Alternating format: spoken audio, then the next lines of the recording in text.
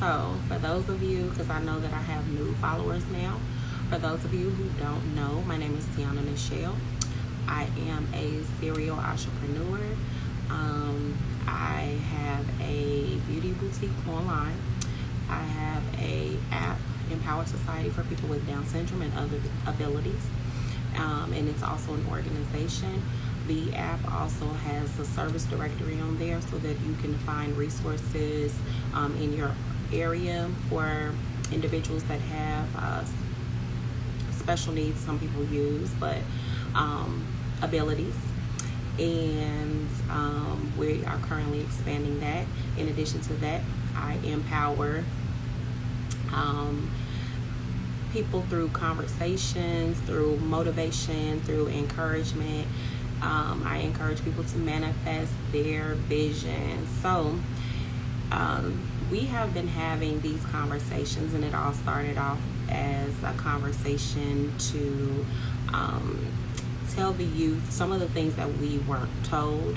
Now it is a family conversation, a community conversation. And so we are in, now it's going to be a 4-part series of trauma and the Black psychology. So this is the 3rd part. The 1st and the 2nd are already up. And then I posted clips earlier so that you can see what we've been talking about. There's actually more clips that I'll post later. But today, I'm going to talk about self-sabotaging, which is another form of trauma.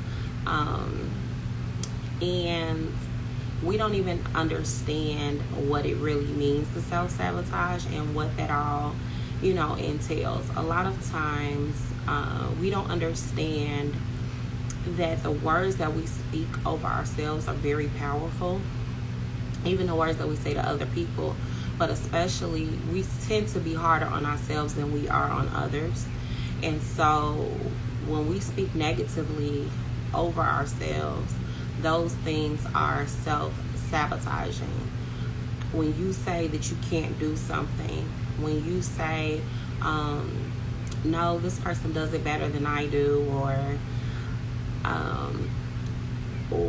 this, this is not, I don't know how to do that, not well enough to actually produce something out of it, but yet you've been doing it, and you may not necessarily feel confident in it, but you have to watch what you say, right?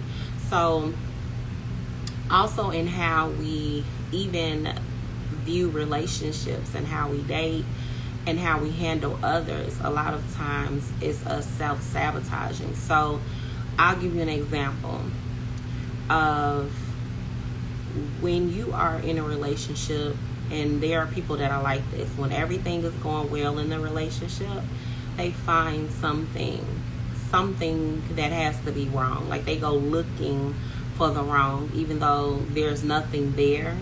So it'll be to the extent where they're like, oh, you were talking to such and such, what's going on there? Or, oh, things are going so well, it's too good to be true.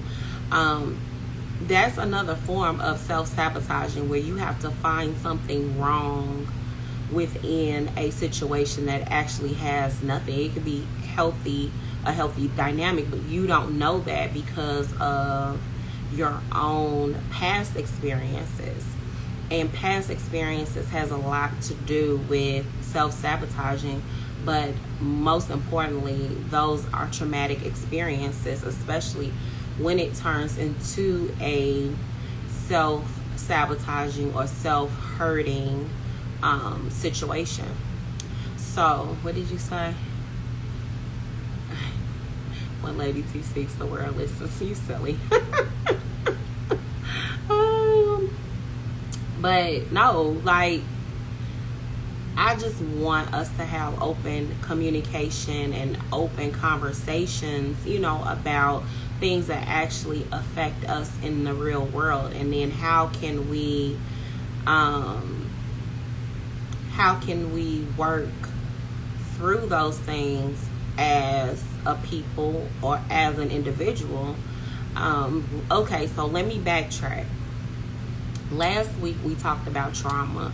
We went through the history of all of the things that have been done to us. So from slavery to, let me just go through it because I actually have this pulled up in front of me. So what we have experienced now in 2021 or even 2020, PTSS, post-traumatic slave syndrome, which is something that it's like a condition that exists based on basically slavery, all of the things that happened after that. So slavery was like the catalyst for a lot of the issues that we see today. So we talked about slavery. We talked about the Jim Crow era. These are the different things that are traumatic to Black culture. These are the things that happened to us. Then we had urbanization. Urbanization. We talked about Red Summer, where there was 13 days of racial violence. We talked about welfare, and then the rules that were created. No adult men in the house. And so from there was a boom in crime, and then all of these different things that took over the city, like drugs. Then you had the whole prison boom that happened after that, right? So once you had that to happen, and that prison boom went on from like 75 until they say 1990, but it's still happening. Like, I think last year was probably less people because of COVID. Some people died, some people got released based on, COVID or whatever, but I believe there's going to be another prison boom because of all of the fraudulent things that have happened during this COVID period. But we talked about this stuff. We talked about how drugs had an impact on our culture, and we're still dealing with the effects of that because there are a lot of people that still struggle with drug addiction, that still struggle having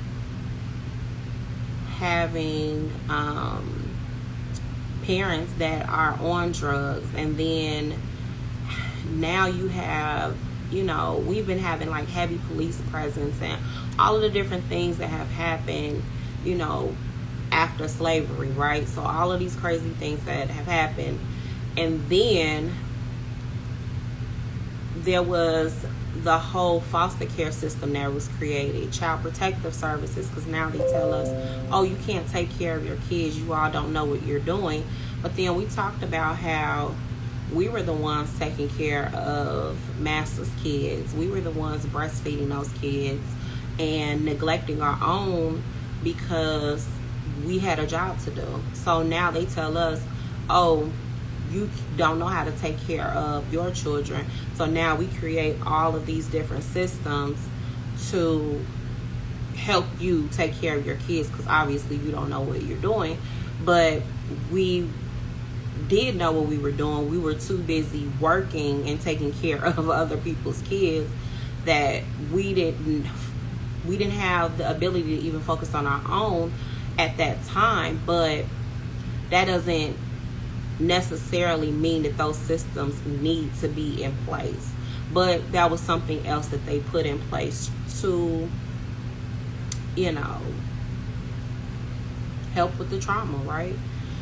They're not really trying to help. They're trying to create a situation so that there's more traumatic things that happen.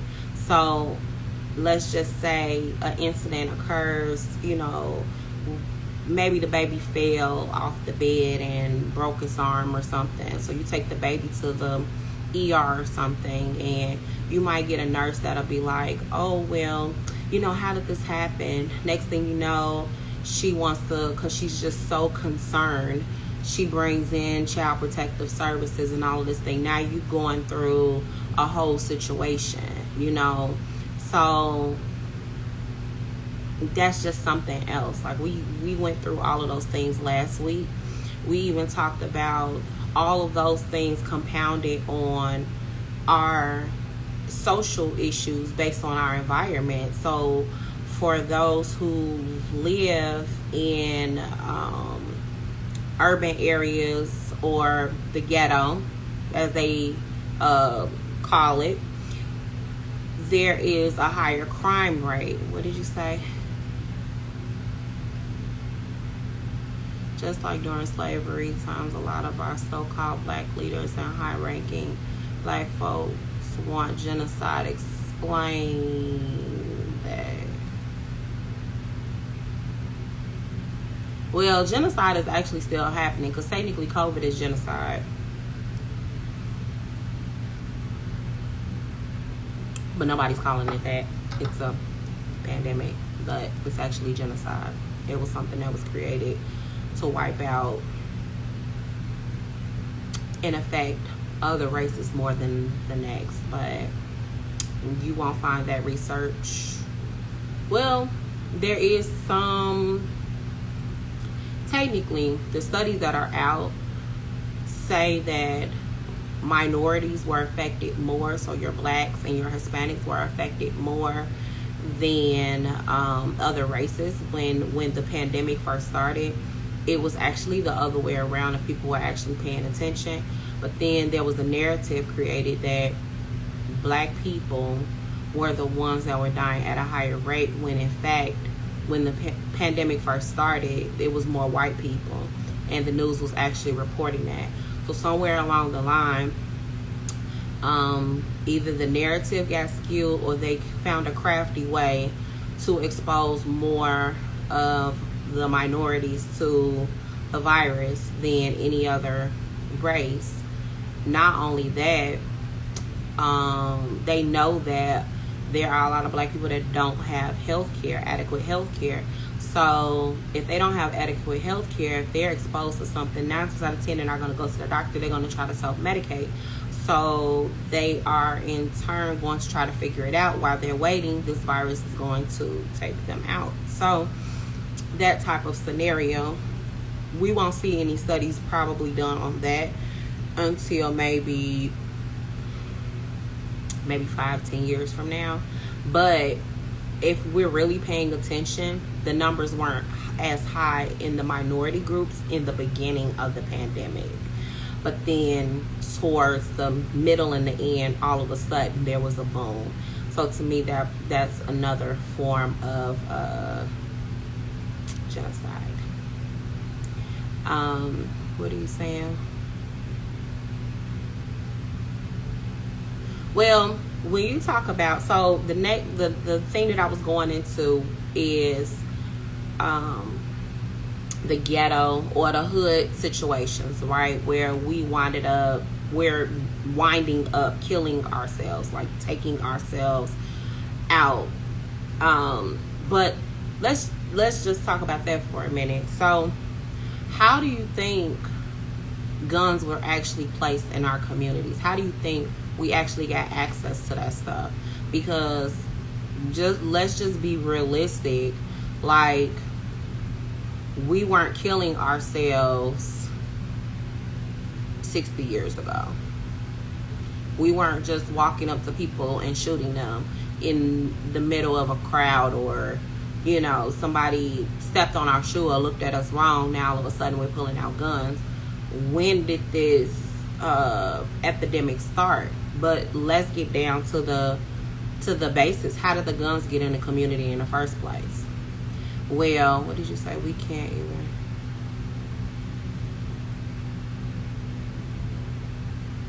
So, we not on that topic. You talking about temples? I'm talking about guns. What? So, that whole thing is based on other entities planting guns and drugs in the communities. It was another way to take us out. It was a trap, in all honesty. And they knew we were going to fall for the trap, because look at slavery. Actually, somebody pointed this out on the live last week, that black people sold each other into slavery, but it was because of the trick that they were told that they would be given certain things if they helped, basically. And so what did they do? They helped.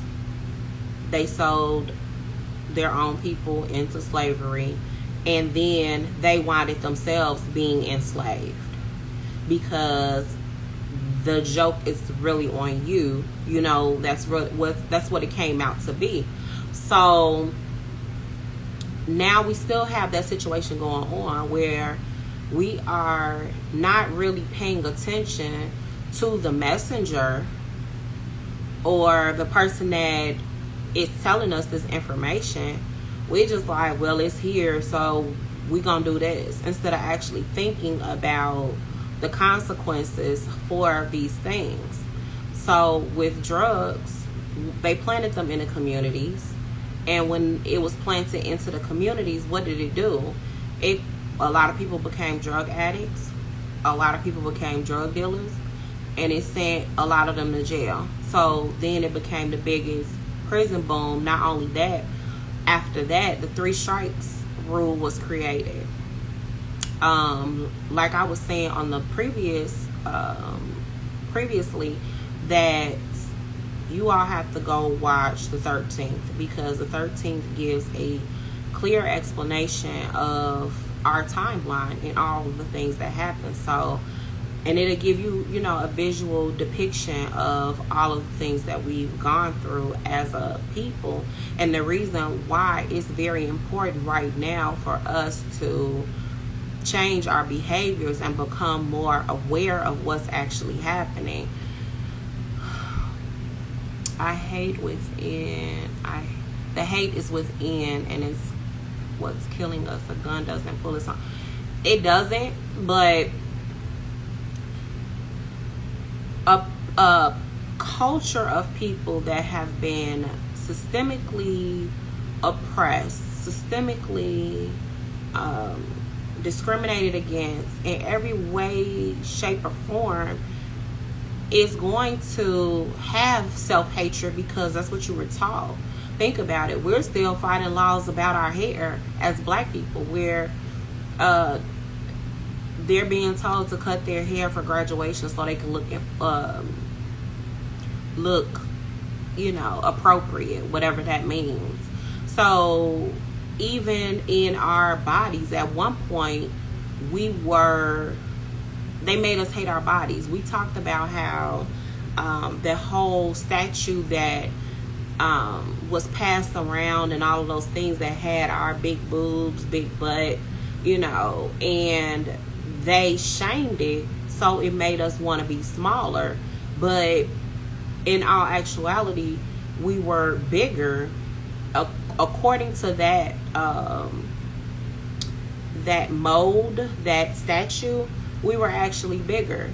But because of the systemic things that were put in place, because of all of the shame that came behind it, we were trying to be something that we weren't, from straightening our hair to anything to look like them. Even we lost our language.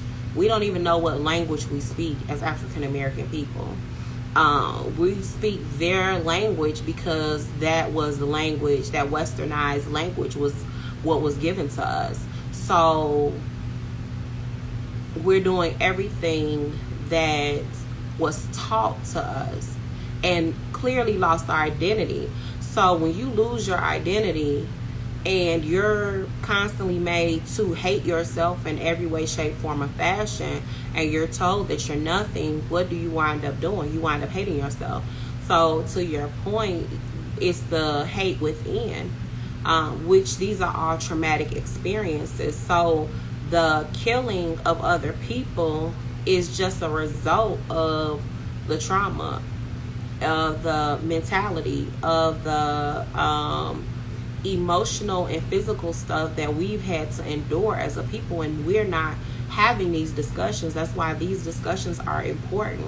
We actually need to have community conversations across the board to understand what is actually going on. Why are all of these killings going on? Why do we feel the need to all look like a cookie cutter person? Why do we feel the need to have all of these materialistic things and not address our own issues? Like, why do we feel like we should skirt around what's really going on with us and put on this front and facade as if everything is fine and we're actually hurting inside? You know, I was at the store and this mom was screaming at her kid, like cussing the kid out. You know, you all know how black mothers are. Be a little loud, embarrassing, you know. I told you not to touch. Gave you the speech before you got to the store. Don't touch nothing because I ain't buying it. You know, that whole speech, right? So anyway, the mom is like going ballistic on this kid. And I had to double back down the aisle because at first I'm thinking I didn't know that she was talking to the kid. I'm thinking she's on the phone or something. But then I realized that she was actually talking to the kid. And she's cussing the kid out. And like, it was embarrassing. Now, mind you, at this particular time, I'm in a predominantly white area, like, and I'm looking around like, sis, like, you got us out here looking bad, Joe.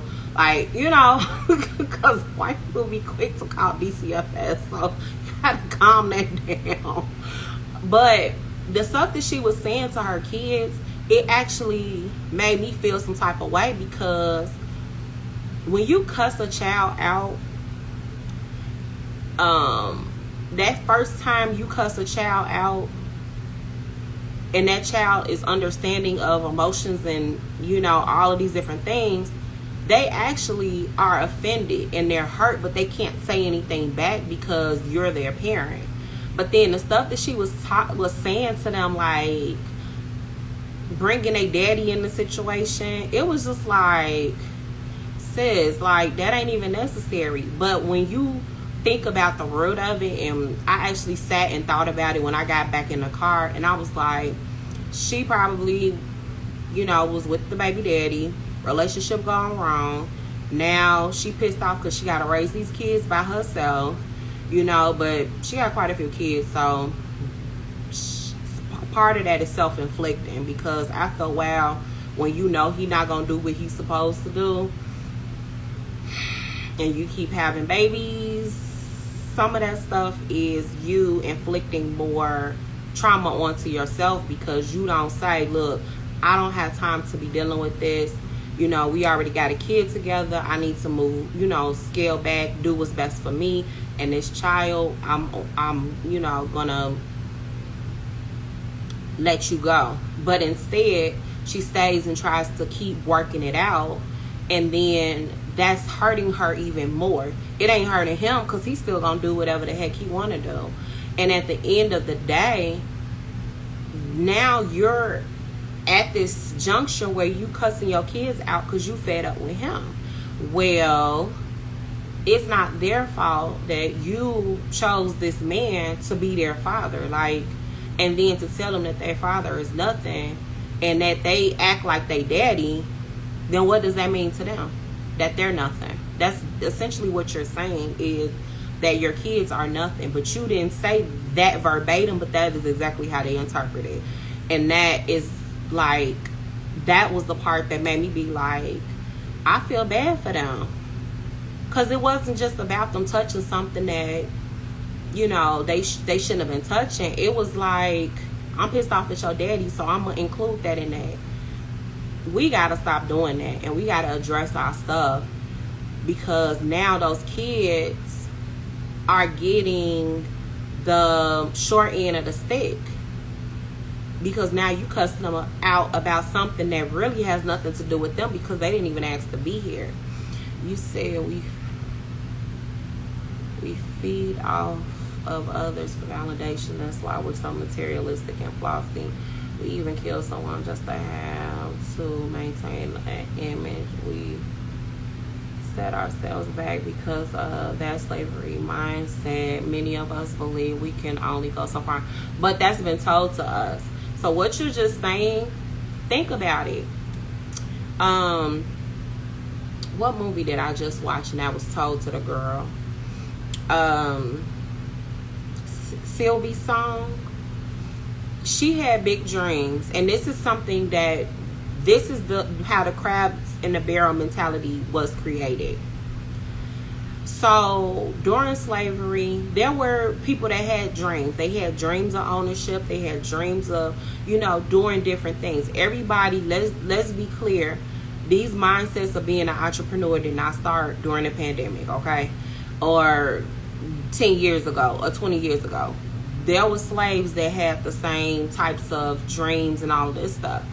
But think about when they told their dreams to the next person who felt downtrodden or that they weren't going to succeed. What did they do? They turned around and said, you ain't going to be able to do that. You already know how the situation is. So if I can't do it, you can't do it. That's where that came from. And so then we were tricked to believe that we would only get so far. But not only that, then you have a system that puts a cap on what you can do. So if you work in a corporation, it's only so far you can go. And the system is set up just like that. And especially as a black person, like, white people have been able to achieve a lot of things that we're just being able to achieve within the last 20 years. So it's like, when you have all of these systems in place, what does that do to a person's mentality? It makes them feel as though they're nothing. It makes them feel as though they can't do anything. And then you have parents that are telling kids this. You have parents that are not on board with their kids' dreams. If you have a parent that's tearing a kid down on a consistent basis, what you think gonna happen to that kid? The only thing that they're going to know is what's around them. A lot of us are products of our environments, and then there are those who decide not to be a product of their environment. So what you're saying, by setting us back because of a slavery mindset, is very true, but if these are the things that are consistently told to you and you have nobody that's empowering you, that's inspiring you, that's encouraging you, that is with it. Like, if you say, I want to be a basketball player, and they like, oh, you ain't gonna do that because, only 1 out of 1 million, become NBA players. If that's your mama, then what you think you gonna be? You need to get a real job. The corner store is hiring. The alley store is hiring. Joe down the street, he got his little trucking business. Maybe you can do something with him, That. So now you teaching your kid not to aspire to anything but what you telling them to. There are parents that do that. And it's sad because now the kids have to figure it out. So how do you speak to a 30-year-old or older person to empower them after being brainwashed for over 50% of their lives? Empowerment. So when you're talking about the older crowd, this is why we're having these conversations, because I actually want the teenagers to be able to see these conversations. So if you all have teenagers and you want to share this stuff with them so that they can see, what is really going on and what they should and should not be paying attention to or doing, and how they should be empowered.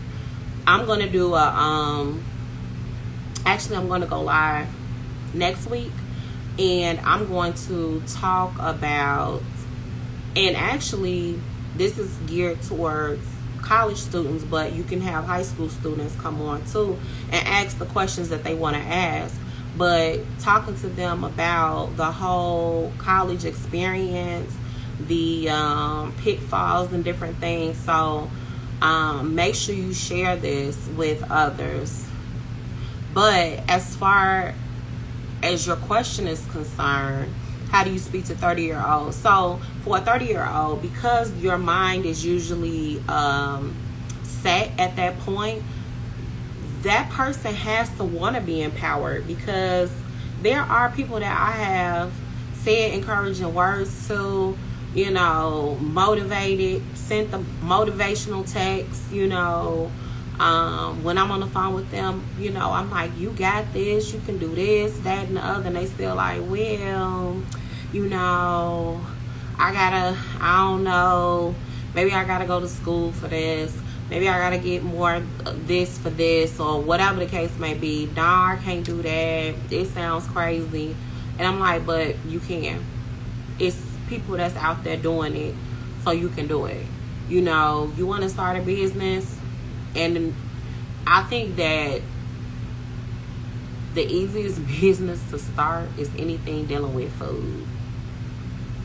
But you'll be surprised how many people that I know that wanted to have a restaurant, that wanted to be a chef, that wanted to cater, they all have said, well, I think I need to go to culinary arts school, or I think I need to go do this. And it's like, dude, you got access to a link card, so we're going to go the hood route. You got access to a link card because you use the link card to go get your own food. You got a few dollars to get trays and stuff. You can buy gloves, sanitary stuff, clean down the kitchen. You already make, you know, certain dishes. Cook that bad boy up and sell them plates. It's really just that simple. And that's how a lot of people have gotten their start, just by doing something that small. And then it booms into an actual business, because now you got people telling people about the food. Dang, you know, such and such came with a banging steak dinner and this, that, and the other. You know, they had those Philly egg rolls, or whatever the case may be, that the vegetarian burgers or whatever. It's just that simple. But a lot of people don't think it's that simple, and it really is. And I've encouraged people and encouraged people and encouraged people, and some of them, everybody doesn't accept that, especially when they have been conditioned to be in the same place, when their environment is in a constant state of depression, when you're around people that only have the mindset of staying in the neighborhood and not doing anything, and thinking that being on the block all day is the cool thing. When you are ready to be empowered, you will change something about your life, whether it's the people you're around, whether it's your thought process, whether it's what you say to yourself, whether it's what you say to other people. Whether you make that one step to try to look into your business, it takes just one change. And then you start making smaller changes behind it. But nobody does anything overnight, and especially a 30-something, because you're already set in your ways. But when you're ready to be empowered and ready to go for whatever it is, then you would do it. Now, you can, you know, hop on IG and find me and, you know, see all of the encouragement that I got for you. But you got to be ready to change your mind. After you read those words, what is it saying to you? How are you translating it? Does it resonate with you? You know, and then are you, from that point, do you feel empowered enough to make some moves? Are you like, yeah, she's speaking to me. Yeah, she's telling me I can do this. I'm going to go ahead and do it. But you got to, once you're empowered, it's a mindset shift in order for you to manifest that. So that's how that goes. You said if the older crowd don't get it, they will keep putting the youth in a box. But they do that. We talked about that when I did my first live. And, you know, I was talking about the things that we weren't told. And then you have, you know, older people that's on there and they're saying, well, you know, you should have asked and all of these other things. And it's like, if I'm a kid, how am I gonna know to ask something? But if you're the adult and you already experienced something, why not just tell it? What did he say? Some of these people who do try to say get pulled back down by jealousy, but of course that's the crabs in the barrel mentality. But if you are determined to do something, it does not matter. Let me tell you, so in the neighborhood that I was living in, so we moved from the west side of Chicago to Country Club Hills when I was a kid. And my first friends were boys, like, because I wanted to play basketball. I did all the things. I was a tomboy. I did all the things the little boys did. So I had my own dreams of, you know, first it was singing, then it was I'm gonna be a lawyer, and you know, I'm kind of, we gonna talk about that, but yeah. So I'm still thinking about going ahead and go to law school. But anywho, so I had dreams of the things that I wanted to do, and I wanted to go to school. Well, the guys that I had hung with, even up until the end of high school, that wasn't the path that they was going on. But when I would come home, we would hang out, you know, whatever. But then this one time I come home and they acting funny. I'm like, dude, what the heck is going on? Well, you college now, you educated now, you think you better than us. And I'm like, if I'm still hanging out with y'all, how do I think I'm better than y'all? This was my first lesson in people gonna think what they want to think, and they're going to try to stop you from accomplishing your dreams because they didn't have dreams of their own, or if they did, they didn't pursue anything, you know. So it was a lesson in, you got to keep encouraging yourself and find some new friends, which I wind up doing. But I said to them, like, I'm still hanging out with y'all. When I come home from school, you know, I'm still kicking it with y'all. What's the problem? And they just looked at me like I was on a different level, which I had put myself on a different level, because I wasn't even telling them the classes that I was taking. Like, we wasn't even having them conversations. You know, we was going back to conversations we had before I left. So it wasn't like I was telling them like new information, like, oh, I learned this in political science 101, you know, like, I wasn't doing that. It was like, yeah, you know, such and such and da-da-da-da, whatever, you know, whatever was going on around the neighborhood. So picked up where we left off from, but I didn't see myself as being on a different level. They did, but it actually helped me because it made me realize that I wasn't on the same level. Sometimes those people will make you realize y'all not on the same playing field. So it helped me to get myself together. I'm like, oh, well, let me go ahead and finish getting this degree, and I'll catch y'all when I graduate. And that's what I did. You said, yo, I ain't forgot about the hood face. Or whatever. I'm real. Like, I don't, just because I have a degree does not mean that I forget where I came from. And even still, I had a bachelor's degree, and the boyfriend I had 11 years ago was a drug dealer. So that piece of paper didn't mean nothing. So, you know, whatever. And it's crazy because I was encouraging him, like, dude, you can have a whole business the way that you running this. You can have a legitimate business. But here goes the mindset. He was like, baby, you worry about them books and I worry about the streets, and we'll talk about business later, but I belong to the streets. Well, I can't say none of that. But I was encouraging then, you know, sis was trying to get people to build businesses 10, 11 years ago. Whatever. What you say? Shut up.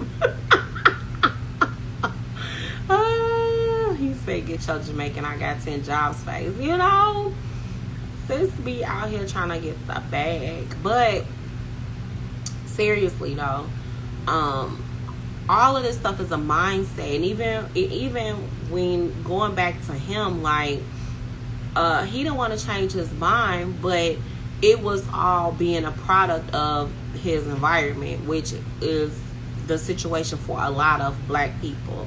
If you still live in the hood, if you still, you know, doing the same things that you were doing before and hanging with the same people, and there's no elevation around you, that is what you're going to wind up dealing with. And then you're going to expect that. And when you're not around that, you know, something will always draw you back to that. And that's the other part of trauma. Like, if we think about it, a lot of black people that have left the hood are still, and some that ain't never been in it. And I be trying to figure this out. How you been in the suburbs your whole 40, 50 years of your life, but you a hood nigga? Explain yourself. Like, you ain't had not one hood experience in the hood. Like, you've been in the suburbs, because I know some guys that literally were born in the suburbs and they act like they was in Inglewood their whole life, or they was on the west side their whole life. Like, I don't understand that. Maybe it's the music, I don't know. But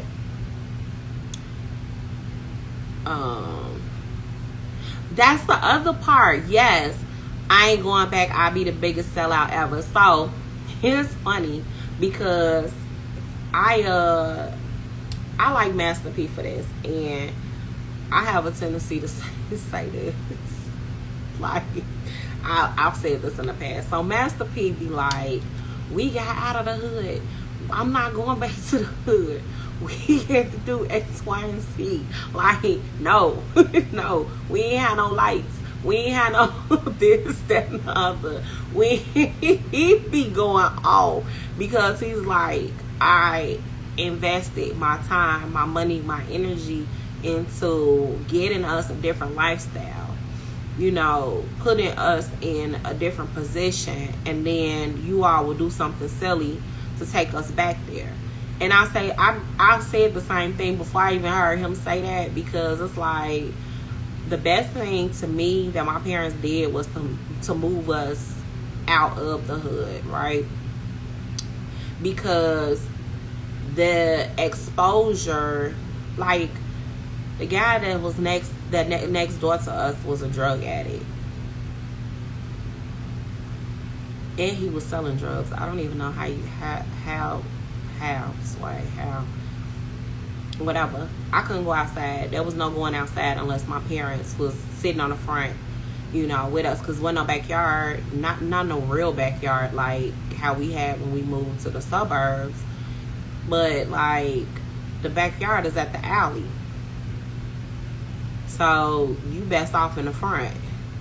But still, my parents had to be out there. Well, that still ain't safe in itself, and not on the west side of Chicago. So then you got shootings, people shooting down the alley, you know, we used to say gangway, whatever.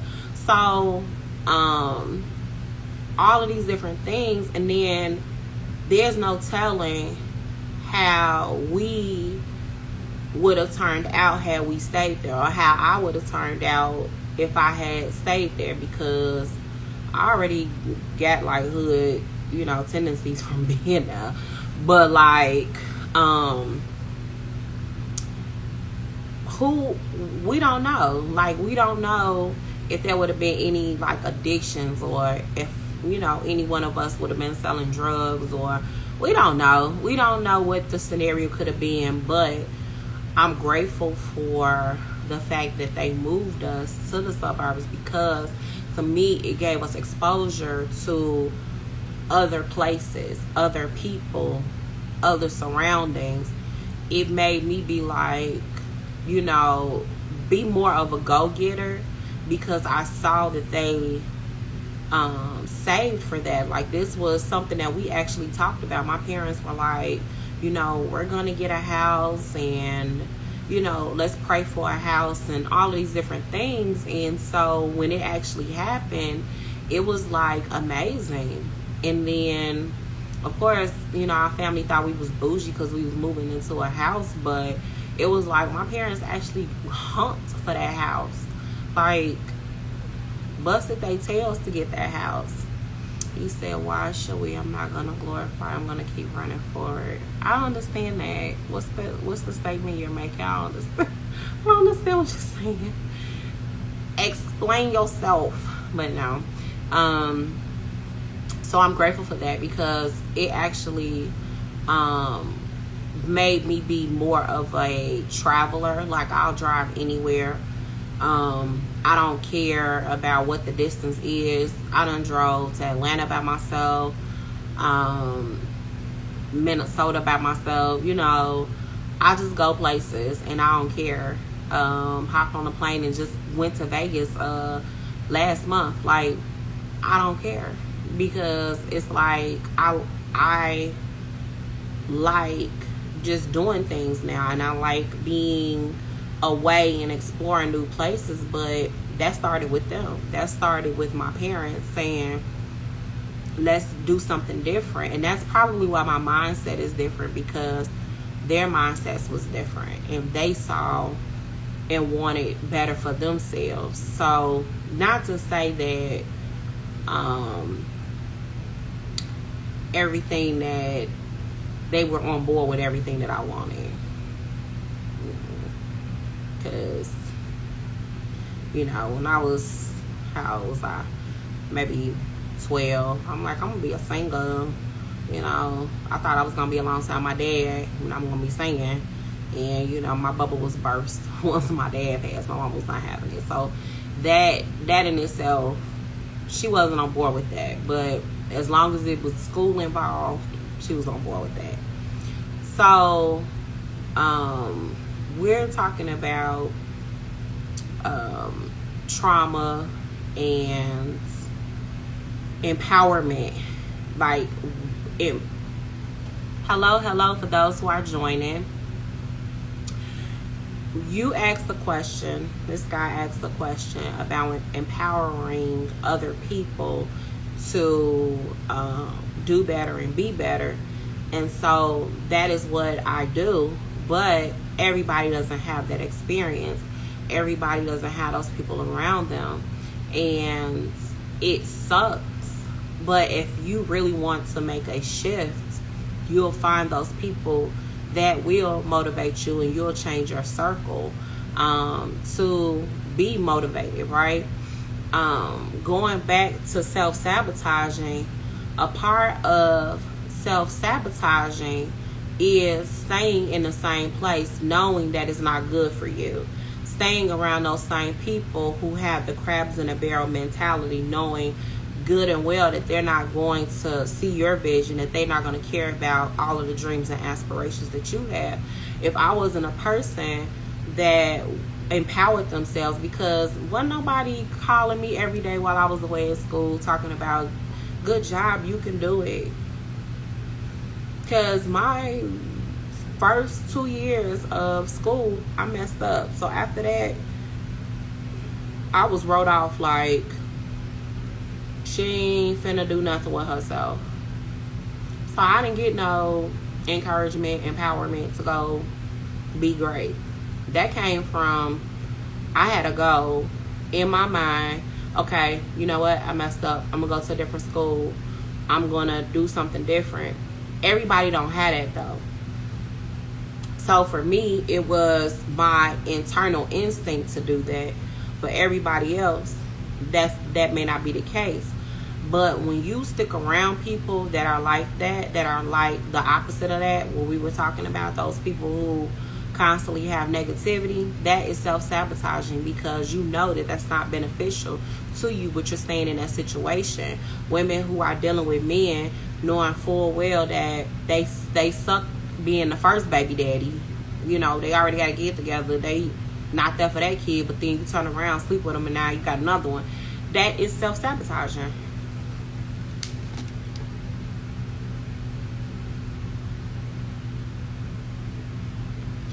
And it happens all the time. Like I was saying with the woman in the grocery store earlier. What is it? You said sometimes you outgrow certain people. You do when you're elevating. You outgrow people when you yourself have empowered yourself, or you know that this is something that you want, whatever it is, and you say, hey, you know what, your vision don't align with mine, we not on the same playing field, or we not on the same level. But that takes a level of maturity. Whereas people who are self-sabotagers, they won't see that. Or if they do see it, it's because they want those people to be around. It's because they don't have the self-esteem or the know-how to let go. Maybe they're holding on to them because of a familiar situation. Maybe, you know, they grew up together and they're like, well, this is my G because, you know, we went through preschool together. This my day one. Knowing full well that person don't like them.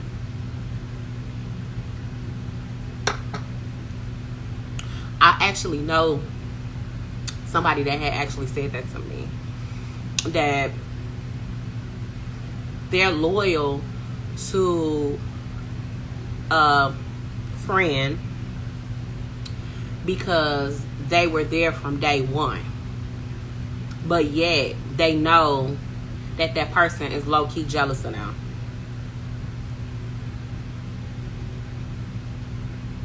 How does that even make sense? I'm like, then you need to walk away, because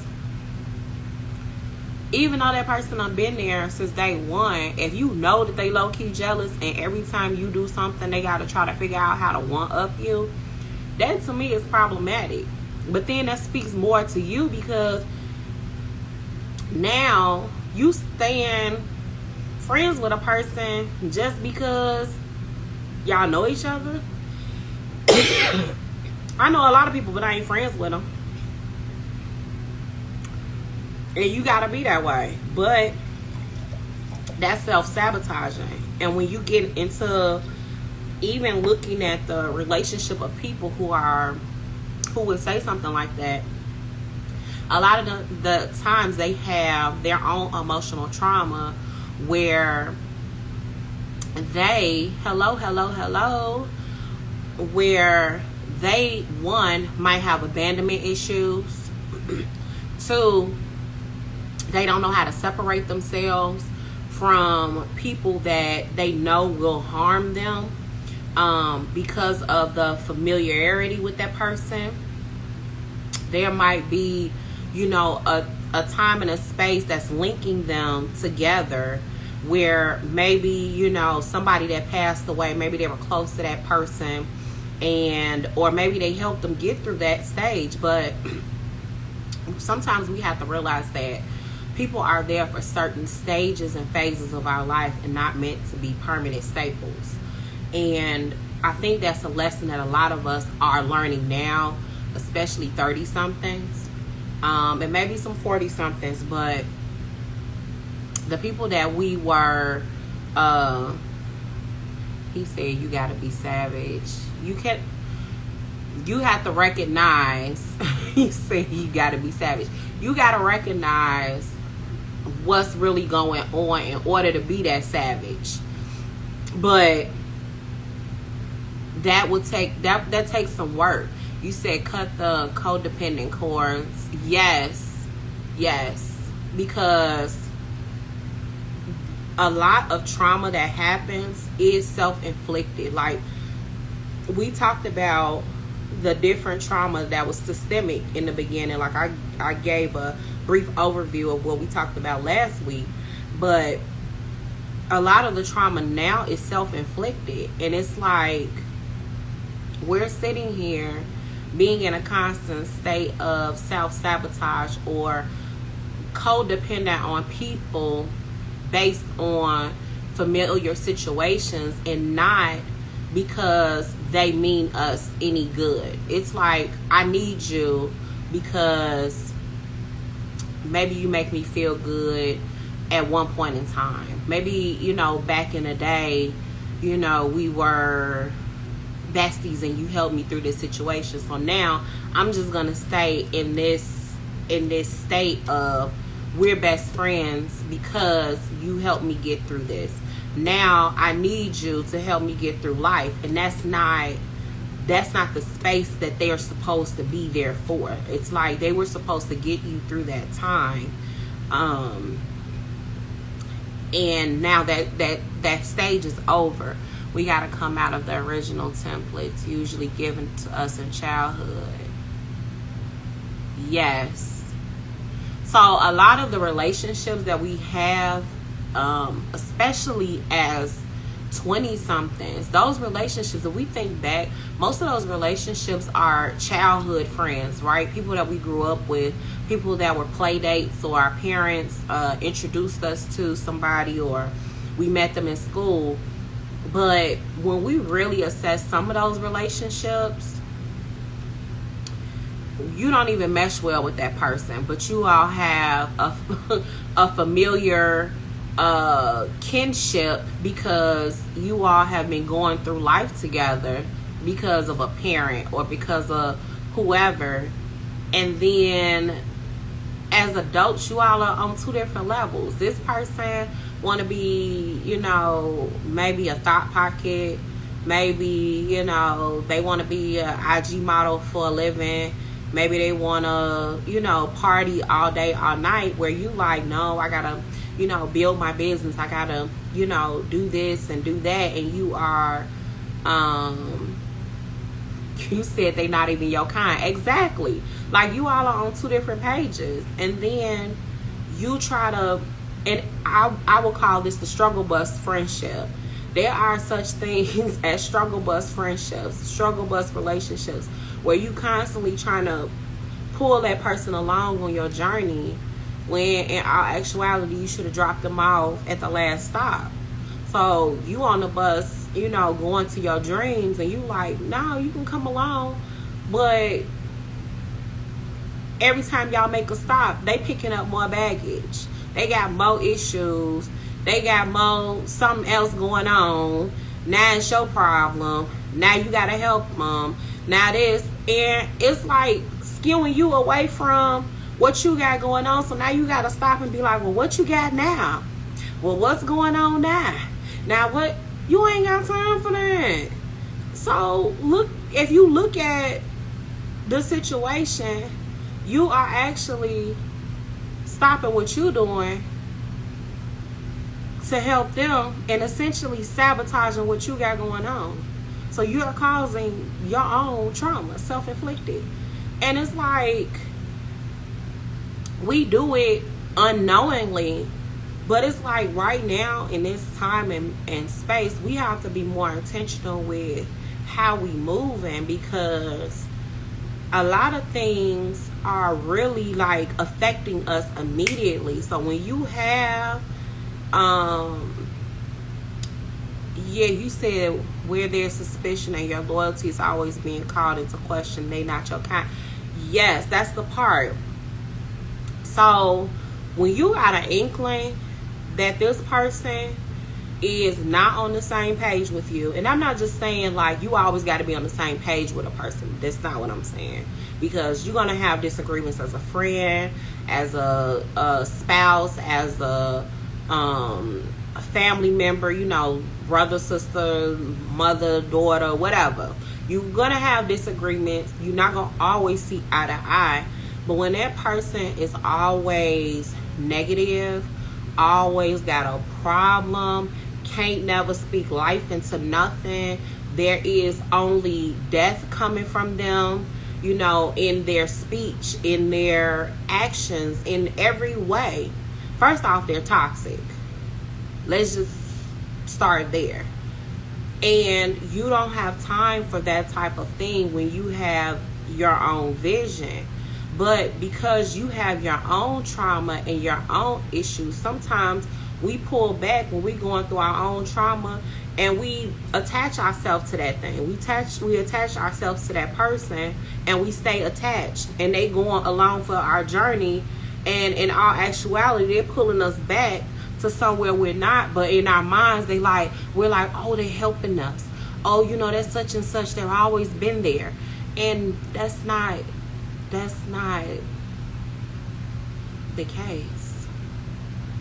And it's not healthy. So a lot of what did you say?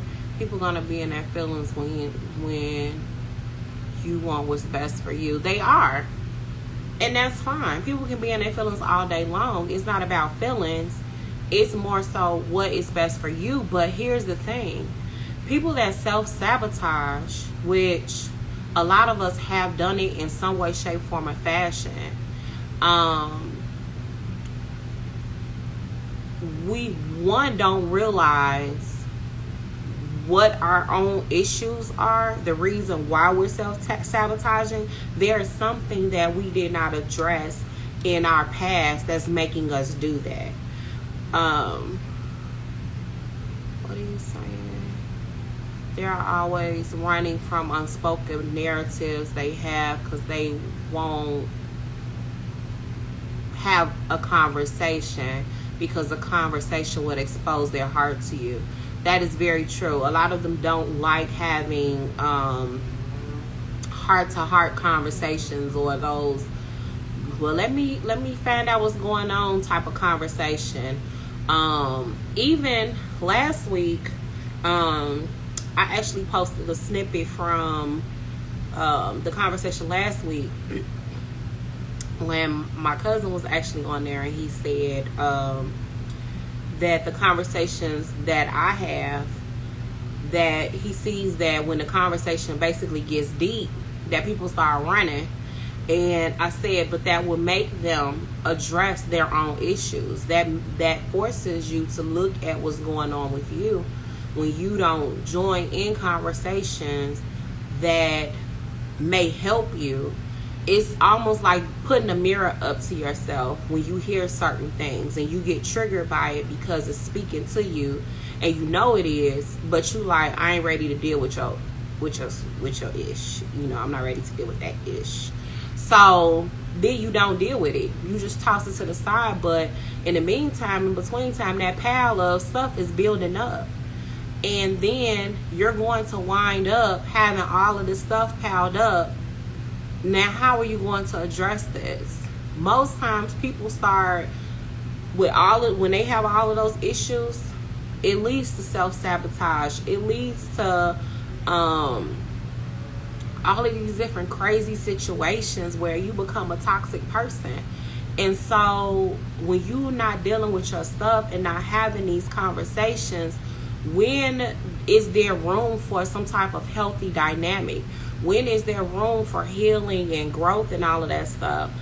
No, it's a lot of people out here, and especially, and because this conversation is really geared towards our black people, but it's a lot of us that's out here that are suffering and purposely sabotaging relationships with people because we're not dealing with our own trauma, purposely being in relationship with people that we had no business being in a relationship with, purposely putting ourselves in constant situations of hurt and pain because we have not dealt with our stuff.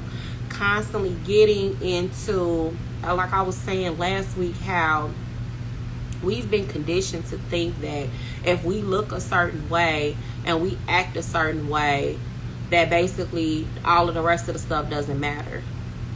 So we buy all of this stuff, these Louis Vuittons, this Christian Dior, all of these fabulous things. We gotta have it, but it's only masking the hurt and the pain that's actually going on when you go on all of these binges, because there are people that go binge shopping. Like they, go through situations and now all of a sudden they gotta go to the mall because they stressed out, and then next thing you know they done maxed out their credit card. Now they got credit card debt on top of the problem that they already had, so now they all stressed out even more because they done dug themselves in a deeper hole and don't know how they gonna get out of it. But we've been conditioned to do that, though. What did you say? People where we have overstayed ours. Yes. And I've been guilty of that, too. We allow people to overstay their season. There are some seasonal people that we make permanent. And we know that they're permanent because we done said this person gonna be in my life. They always been there, right? So we making them permanent, but God meant them to be seasonal. So whatever that issue or that whatever happened. So I'm gonna give an example that I actually previously gave, but I don't think that I posted a snippet of it. But I realized that the types of guys that I dated,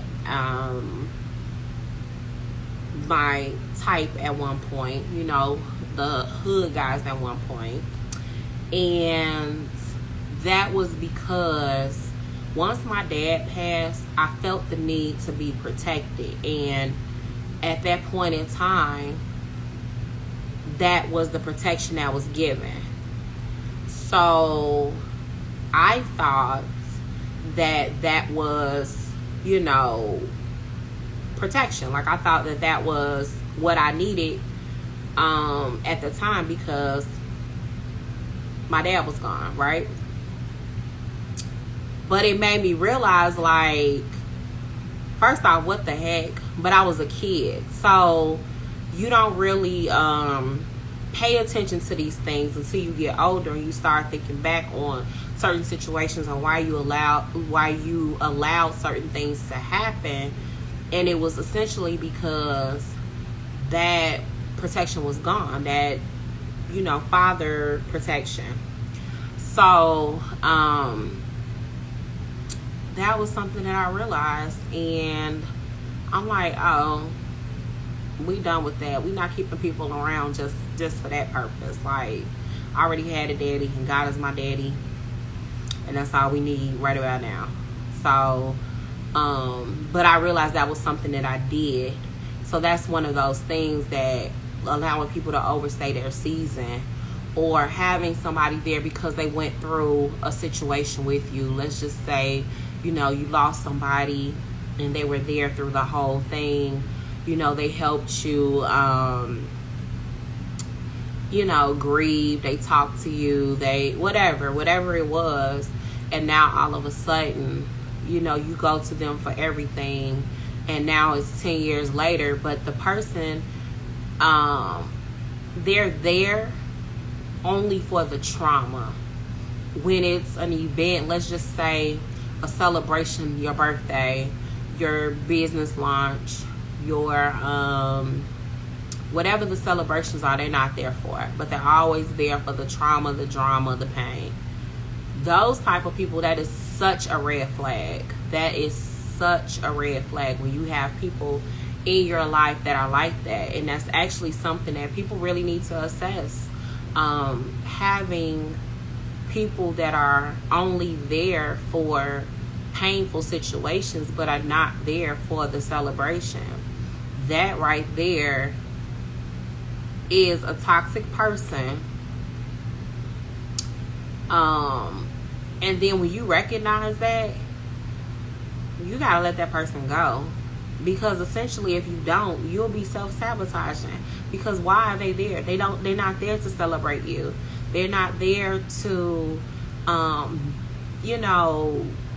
congratulate you on your wins. And that's a part of being a friend. You're there for the wins and the losses. When you fall, they're like, I'm gonna be there. When you're up and you're making 6 figures, they congratulating you, make another 6. You know what I mean? So you need people like that. But right now, the things that I see, even in my personal life, the people that I know, and even the situations that I've seen on Instagram and Facebook and all these different social media platforms, it's a lot of people that are dealing with trauma and a lot of people that are self-sabotagers. And those situations really need to be addressed. Those people really need to look at, does that stuff really make you happy? Do those situations really make you happy? Do those people really make you happy? Why is it that you are self-sabotaging? Why is it that you are always in a constant state of pain, in a constant state of trauma, in a constant state of something is always happening to you? You have to find what it is that's causing that. What is the situation that brought on those other situations? Because it's always started off as one. Whether it was something that happened in your childhood or something that happened to you as an adult, whether it was, something with your family, maybe it was a mother, maybe it was a father, whatever it is. What was the situation that brought you to this point in your life? I'm a firm believer, and I always say that the people that you see in front of you with all of the pain that they have, something happened to that person. Something in their past made them the way that they are. I always say that. Nobody is like this overnight. So if a person is constantly in a constant state of pain, rejection, guilt, depression, those are all part of dealing with traumatic situations. That's the symptom. So those types of people really need to seek out therapy and different outlets so that they can get through it. There were things that I dealt with as far as whether or not, I really wanted to be in certain relationships or even get married, because at one point I was like, I don't know, what if this happens or what if that happens? And it's funny because the counselor that I went to see, she was just like, why are you doing this? Why are you going through with this? And I'm like, well, he asked, and it seemed like it was a good idea, but I realized that I wasn't necessarily over some of the things that I had been through. And I hadn't talked to that person about some of the things that I had gone through because I was so used to burying things. And that's the other thing with trauma. You bury certain situations, and that's another thing. Like, you need somebody to talk to. If you can't talk to your significant other about the trauma that you've gone through, or the things that you have been through, that's a problem. Because you should be able to talk to them about it and not feel judged, or feel any type of disgrace behind it, because whoever you're with should be with you, for the good, the bad, and the ugly. But for me, I wasn't used to sharing and being open. Like, it's funny that I'm talking to you all, because I'm not even an open book. I don't talk about all my stuff or all of the things that I have experienced, but I have been here in the last few months, because there are people that I've winded up talking to and sharing certain situations, and it's helped them. Like last month, I talked to this girl. She was going through, and I told her, and I didn't want to even talk to her. That's the crazy part. Like, I was like, oh, no, that's okay. I don't feel like going into no stories. She gonna be okay. God got her. But it was pressed upon me to talk to her. So, I asked her, was she okay? Because she had this look on her face, and she was like, no, not really. And I said, oh, what's going on? And she explains to me, the situation between her and her boyfriend, and some of the things that he was doing. And so I'm like, how long you been with this guy? Is he a child's father or something? She's like, no. She tells me she's only been with him for like 6 months or something. And I'm like, girl, what is you doing? 6 months? No. Somebody that only been with for 6 months, that's still honeymoon period. What you, girl, let him go. But she told me, some other things, and I wound up sharing with her some things that I had gone through, and she was like, and when I got done, first off, she was like, well, how did you get through that? And I said, I made a decision. Either I was gonna be a victim, or I was gonna be on the other side of that thing. Because at the end of the day, I'm nobody's victim. Like, you go through stuff, but there's a whole victim mentality that comes behind being a victim, and I'm not that person. It's like, I don't know, it's something in me that just won't let me be that way, and it's probably God, the God in me, like Mary says. But I was just talking to her, and she was just like, wow, thank you. And I told her, leave that situation, take your baby and go start over somewhere else, and don't let that dude come with you. Because from all of the things that she told me, the next step was him going upside her head. Now, I don't know for sure if he had done it. She didn't confirm that, but she didn't deny it either. She, was kind of mute on it, so I don't know what it really was. But I wasn't going to pry at that point. But I said, if he's talking to you like this, he's manipulating you like this, he's doing all of these things, the next step is for him to start hitting you in front of your kid, and you don't have time for that. What he is going to do is block you from getting what God has for you, and you're going to be taking care of him, that baby, and another baby if he knock you up. And then whatever dreams and goals that you may have, you will not achieve them, because you are stuck dealing with him and his nonsense. So she says,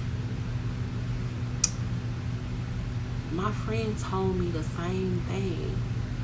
And I said, well, girl, what? I'm a stranger, and I'm telling you this. I don't even know you. So just take that as your confirmation to go and let him be. Go about your business. Go do what you need to do for you and your baby, and leave that man right where he is. And so she thanked me, and she was off about her way. But that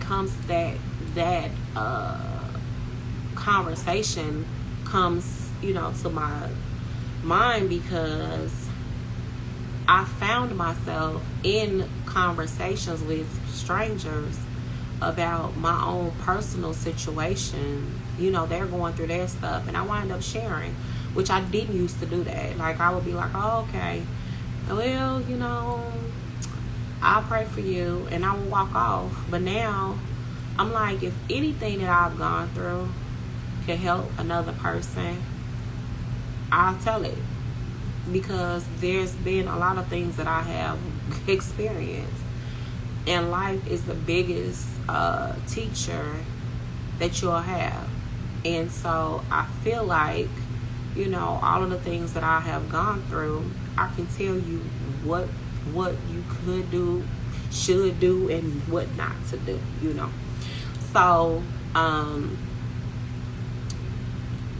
say all that to say that if you are dealing with your own pain, if you are, and just take an assessment, if you're constantly around people that demean you, degrade you, do not value you, that you are always on the giving end of the side, that you are always, there for them, but they can't be there for you. Nothing is reciprocated, and it's only one-sided. Then you need to ask yourself, what is really going on? What is the real root of this? Like, why am I dealing with this when I know I deserve better? When I know that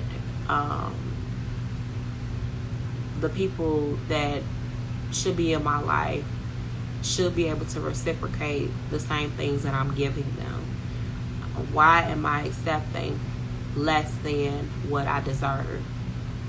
Then you will start to, and even if you believe in God, ask God.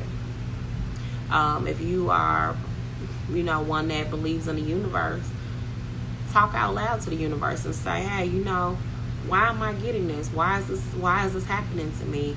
What do I need to change about me? What do I need to do? And a lot of times we will get the answers that we need. And the first step is recognizing why you're accepting certain behaviors, recognizing when you have something good in your life and you tend to find some type of issue or create some type of drama or scenario that doesn't exist. Figure out why that is, because at the base of that will be the actual pain that you've been running from. And after that, seek out therapy. If it's a life coach, a counselor, that's if you want to be better, do better, and get on the other side of what you're going through. You need to seek that out. So that is my recommendation for those who are dealing with certain issues and still in pain, because there are a lot of people that are still hurting, a lot of people that are going through that are not saying anything and they're just functioning, some that are depressed, and they're functioning depressives. Like, there are a lot of people that are struggling. So I encourage you to seek out therapy, seek out a life coach. There are plenty of life coaches that are out there. One person that I actually follow in particular is Rebecca Lynn Pope and her husband Carrie. And they actually do some really well, they actually train people to become life coaches, but in order to become a life coach, you have to do your own work and make sure that you're completely healed with them. But you can check out some of their videos on YouTube, because they have some really, really deep stuff that they talk about. So that is one recommendation. The other one is, oh, I see his face. I call him the Godfather. R.C. Blakes.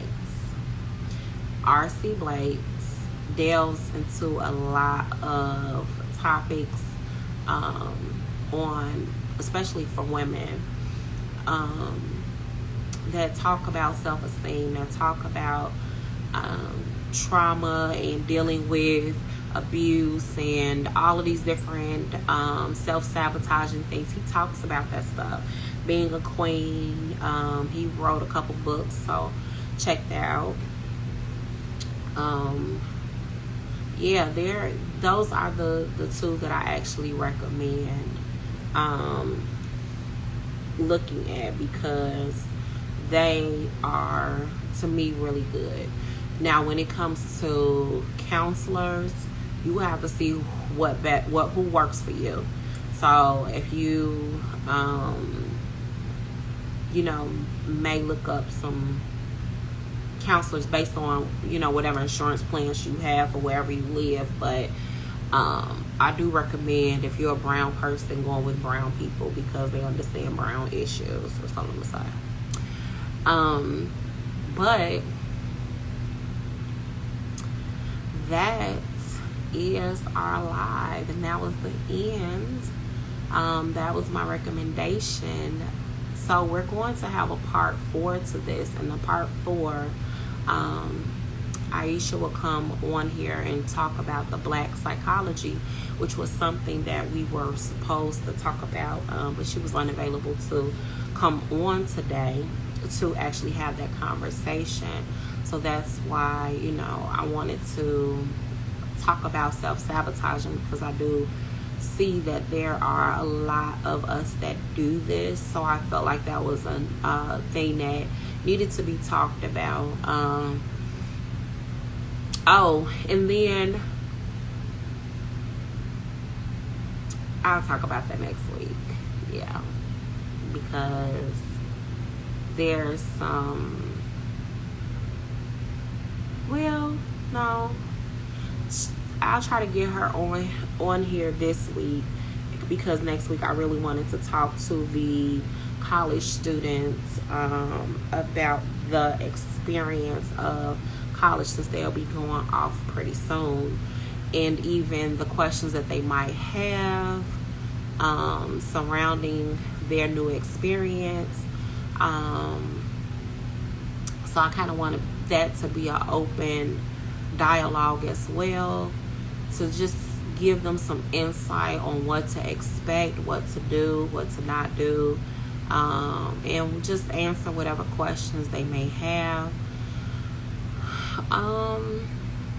Let's see, is there anything else?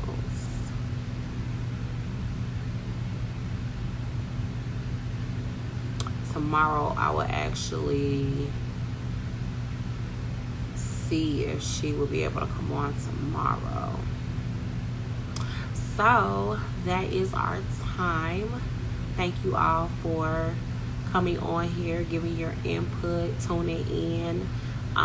Wherever you are, like this, share this, save this, give this, to somebody that may need it. If you have any questions or you want to come on the live, be a guest on the live, you can DM me. And next week, if you actually want to be a part of the conversation, if you have been to college, want to share your experience, know some college students that might want to come on and ask questions, please share this. and tell them about me, honey. Tell them about me. All right, well, you all have a great night. Bye.